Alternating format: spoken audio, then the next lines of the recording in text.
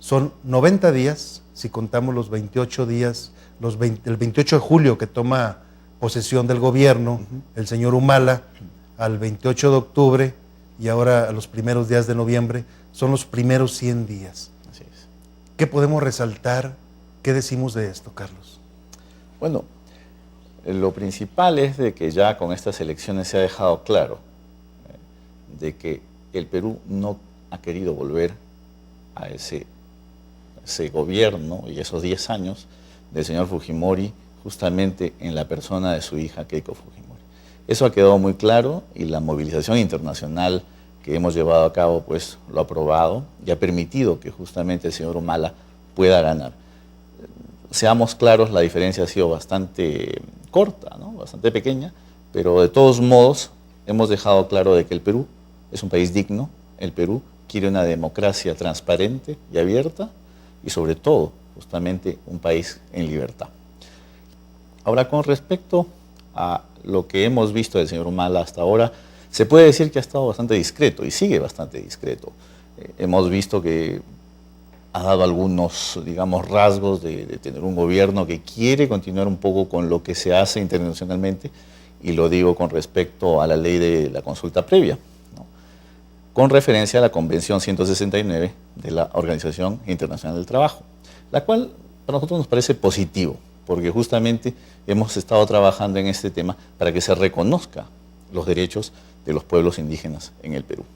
Este trabajo no solamente compete al Perú, sabemos que también aquí en México se ha modificado la Constitución, por ejemplo, para darles mayor cobertura y mayor protección, y yo creo que el Perú estaba un poquito atrasado en este tema.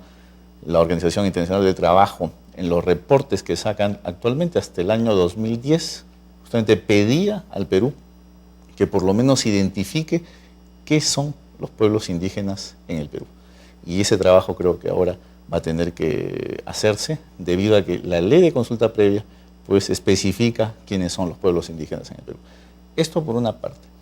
Por otra parte también estamos viendo que poco a poco, por desgracia, se están dando casos o descubriendo casos de corrupción dentro de las filas de diferentes partidos, en los cuales el partido de gobierno.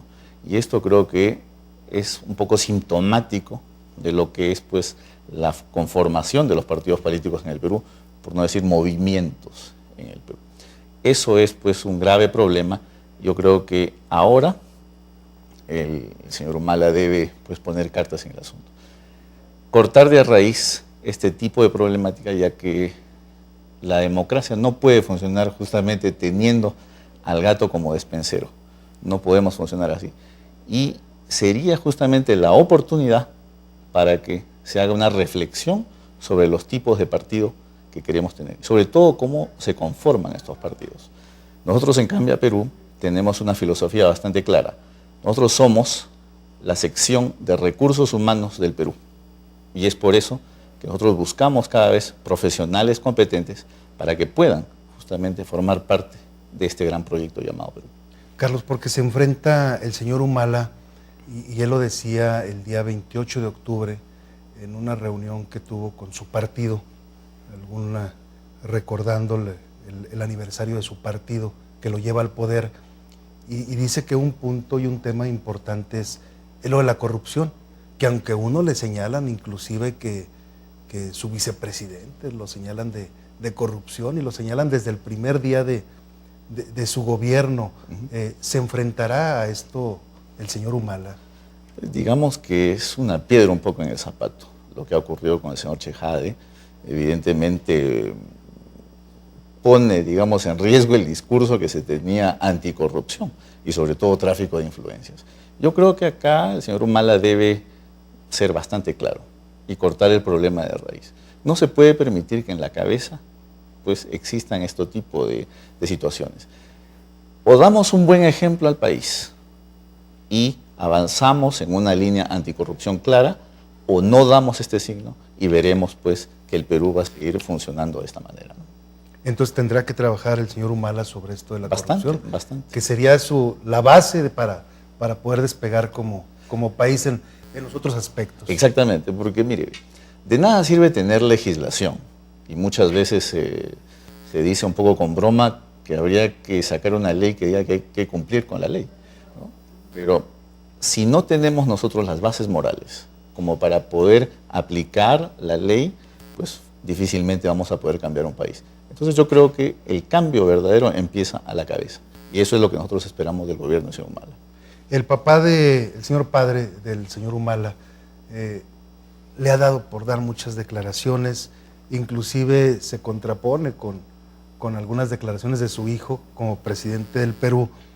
Y entre otras dice el señor padre del señor Humala que qué bueno que se tenga un gobierno militarizado, que se dejó atrás el gobierno civil y que a partir de que llega su hijo se llega a un gobierno militarizado. Pues es su apreciación, yo diría no tan respetable. Pero bueno, le diré que muchas veces se ha asociado el señor Humala al gobierno del señor Chávez, lo cual pues no ha sido nada bueno para la elección que tuvo justamente en el año 2006. Aparte de ese hecho, yo diría que no se puede estar jugando con el caudillismo ni con las dictaduras en América Latina. Yo creo que ya esa etapa pasó. Esa etapa es justamente una historia bastante difícil de nuestros pueblos y ahora estamos ya en una etapa de democracia, donde cada ciudadano debe ejercer ese derecho a tener un país en democracia. No podemos entonces estar dándole más vueltas a este asunto de gobiernos militarizados o no. La opinión del padre del señor Humala, por lo tanto, para mí es simplemente sin importancia. Carlos, y tú como secretario general del partido Cambia Perú, que están muy al pendiente del desempeño y el desarrollo que está teniendo el presidente Humala, en estos primeros 100 días, ¿en qué se pudiera basar este partido que tú dignamente representas, como es Cambia Perú, en cuanto a algunos aspectos a poder evaluar al gobierno de Humala, si va bien, si tiene que corregir, si le faltan bases? Sabemos que hay muchos puntos pendientes, que pudiera ser algunas reformas estructurales también en el gobierno del Perú, pero algo así como atacar el desempleo, como que con la política fiscal, que con la política monetaria, ¿qué se han hecho en estos primeros 100 días del gobierno?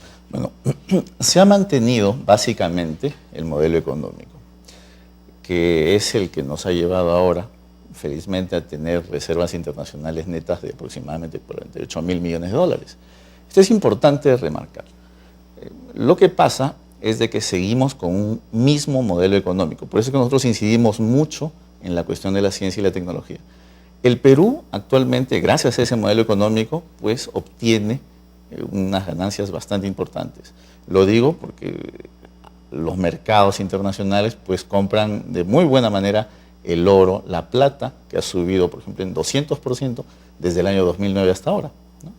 Tenemos cobre, también petróleo, que está ahora en $98, por ejemplo, y eso ha llevado a que el Perú tenga pues unas reservas interesantes, unas reservas importantes. Pero, ¿qué hacemos con ese dinero? ¿Qué estamos haciendo en el fondo con el modelo económico? ¿Lo mantenemos o lo cambiamos? Yo diría que hay que hacer una especie de cambio, pero transicional. ¿A qué nos referimos con esto? En que el Perú, al mismo tiempo que sigue vendiendo evidentemente sus recursos naturales, porque no hay que olvidar que ellos forman parte del 70% prácticamente de las exportaciones, debemos incidir en lo que es educación, ciencia y tecnología. Con respecto al punto que usted acotaba del trabajo, ¿por qué nosotros apoyamos el punto de la educación, la ciencia y la tecnología? ¿Por qué? Porque hay un lazo muy claro entre la creación de empleo y la formación que tienen nuestros jóvenes en el Perú. No se puede prometer empleo a quien justamente no ha tenido formación. Lo que estaríamos prometiendo serían empleos precarios y evidentemente temporales. Cuando uno da una formación de base, es ahí donde podemos permitir justamente la creación de empleos a largo plazo. Y es más, incubadoras de empresas que pueden ya permitir que otros jóvenes puedan encontrar empleo ahí. Entonces, esto va de la mano. Y el Perú no puede escapar justamente a lo que exige ya el siglo XXI. Con respecto a la ciencia y la tecnología, estamos hablando acá de lo que las empresas deben aportar. Las empresas en el Perú hacen un trabajo bastante grande, las industrias, justamente por avanzar, pero todavía no tienen el grado en ciencia y tecnología como para competir con países del primer mundo. Es ahí justamente donde debemos incidir para que ellos puedan crear empresa, crear ciencia y tecnología para así afrontar de mejor manera los retos del siglo XXI. Porque aún así, Carlos, el 27% de las exportaciones del Perú es de materia prima, o sea, sí tienen un gran porcentaje Sí. en cuanto a valor agregado y producto terminado. Tenemos, pero seguimos siendo todavía dependientes de lo que es el extranjero. Un país debe mantener un cierto equilibrio para justamente no ser tan dependiente del extranjero. Y lo digo con respecto, por ejemplo, al tema que tratábamos de los recursos naturales. Si usted ve por qué tenemos ese éxito en la venta de recursos naturales, verá que todo es debido a influencias externas, a factores externos. Por ejemplo, vemos el oro. Si usted ve el oro, ha habido un aumento de 2,9%, de acuerdo con respecto a las últimas cifras del mes de octubre. ¿Pero por qué? Debido a que los países justamente ahora han tomado el oro como valor refugio. Y esa es una cuestión coyuntural, no es una cuestión evidentemente que va a durar a largo plazo. Desde el momento en que ya no se compre más oro, pues ¿qué vamos a hacer con tanto oro acumulado? Ese es el tema. Luego, la depreciación del dólar, por ejemplo, con respecto al yen o al euro, también ha influido en eso. Entonces, siguen siendo factores externos. La cuestión del petróleo. ¿Por qué ha subido en 5%, por ejemplo, este último mes? Porque tenemos una crisis en lo que hemos llamado la primavera árabe, con los problemas en Libia, Túnez, Egipto, Arabia Saudita incluso. Entonces verá que son factores externos que contribuyen a que el Perú pueda seguir avanzando, pero evidentemente siguen siendo factores externos, por lo tanto temporales. A eso habría que tener evidentemente mucho cuidado. Habrá que ver, bueno, y las últimas estadísticas que se tienen en cuanto a la calidad de la educación en el Perú.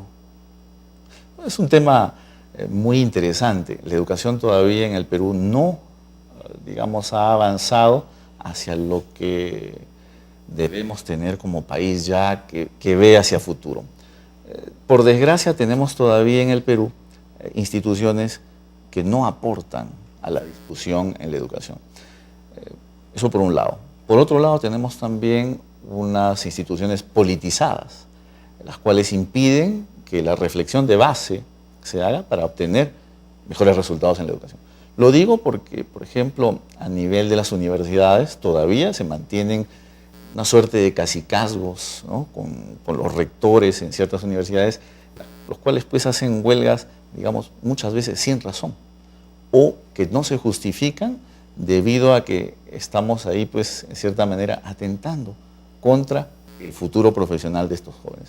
Yo creo que a ese nivel necesitamos, pues, una suerte de discusión nacional para que se eviten esta pérdida de tiempo, se mejoren los niveles de calidad de los profesores y, sobre todo, avancemos en una currícula que permita, pues, sobre todo, ser competitivos en este siglo XXI, ¿no? El comercio internacional, el índice de inseguridad que estaba antes del gobierno de Humala y ahora con la llegada de él a la presidencia, ¿se ha batido?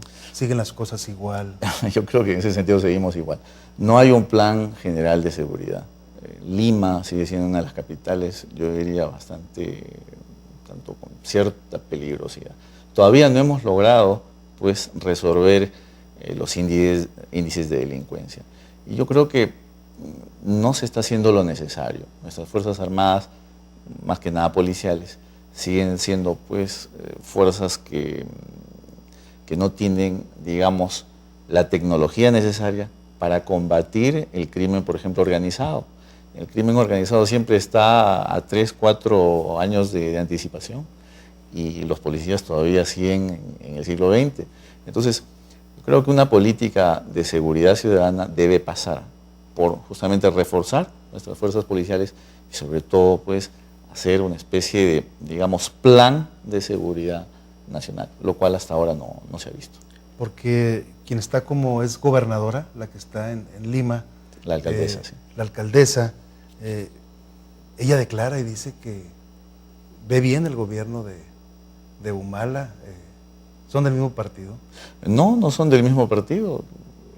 Pero bueno, debe tener algunos puntos de convergencia, imagino, o a lo mejor también debe ser una especie de yo no te critico, tú no me criticas.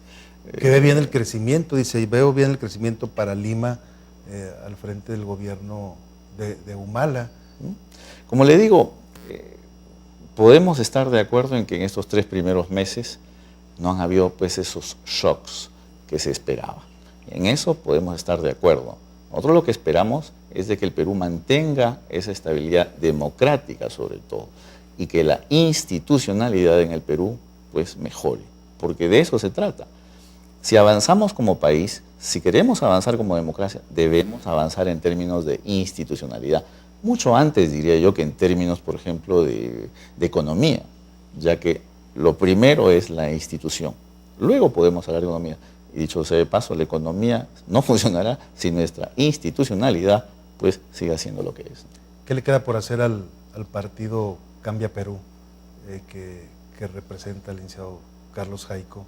Yo creo que lo principal, y es el llamado que hacemos en Cambia Perú, es de que se aboque a la cuestión de la educación, la ciencia y la tecnología. El Perú debe salir ya justamente del siglo XX para pasar al siglo XXI, y esto solamente se hará pues con mejor educación y sobre todo avances en ciencia y tecnología.